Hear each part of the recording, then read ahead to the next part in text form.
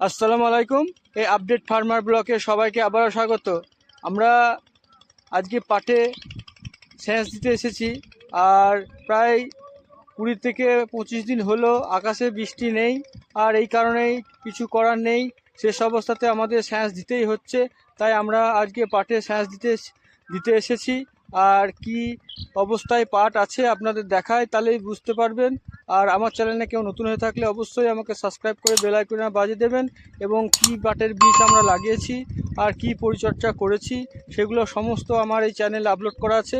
আগে দেখাই আমার পাটের কি অবস্থা, তাহলেই বুঝতে পারবেন আর কখন আপনারা সেচ দেবেন। চলুন দেখাই।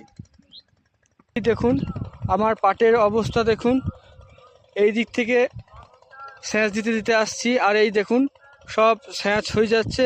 আর এদিকে পাটের কি অবস্থা, আমরা একদম পরিষ্কার পরিচ্ছন্ন করে নিড়িয়ে দিয়েছি, আগাছা পরিষ্কার করে দিয়েছি। আর পাটের একদম শুকিয়ে অবস্থা, জমি কি অবস্থা হয়ে আছে দেখুন পাটের এই জমি। আর আমরা ওই দিক থেকে সেচ দিচ্ছি, আপনাদের এই দেখুন পানি চলে আসছে ওই দিক থেকে সেচের। আর আপনাদের দেখাই আমরা ওই দিক থেকে মোটর লাগিয়েছি, কারেন্টে চলছে। আর আপনাদের দেখায় এই দেখুন এদিক থেকে পানি হচ্ছে পাটের জমিতে, আর আমরা সেচ দিচ্ছি। এই দেখুন